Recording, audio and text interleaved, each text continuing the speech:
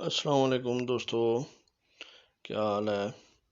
آج ہم 10,000 what regulator transformer کے ریگولیٹر سوئچ کے کنیکشن کریں گے۔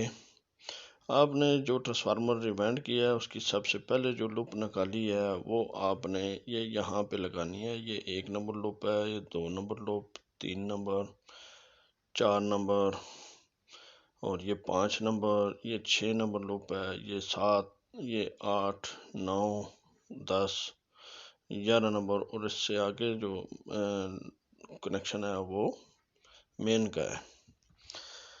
یہ آپ نے 53 وولٹ کی لوپ لگانی ہے، یہاں پہ 60، اس سے آگے یہ 70، پھر 80 وولٹ، پھر 92 وولٹ، پھر آپ نے 106 وولٹ کی لوپ نکالنی ہے، پھر 120 کی ہے، پھر 138 کی ہے، پھر 160 وولٹ کی لوپ ہے، اور اس سے آگے آپ نے 190 وولٹ کی لوپ نکالنی ہے، اور آخری 220 وولٹ، اور یہاں پہ آپ نے مین ان کرنا ہے۔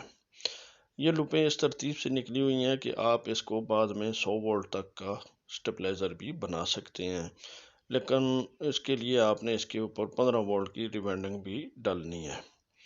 یہ اس کا ریگولیٹر ٹرانسفارمر کا فارمولہ ہے۔ 220، 190، 160، 138، 120 اور 106 پر آپ 4 رلے لگا کے یا 5 رلے لگائیں یا 7 رلے لگائیں، آپ اس کو بنا سکتے ہیں دوبارہ آٹو سٹیبلائزر بھی۔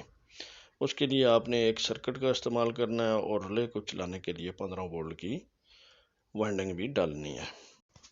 دوبارہ ایک نئی ویڈیو کے ساتھ حاضر ہوتے ہیں، تب تک کے لیے السلام علیکم ورحمۃ اللہ وبرکاتہ و مغفرتہ، صلی اللہ علیہ وآلہ وسلم۔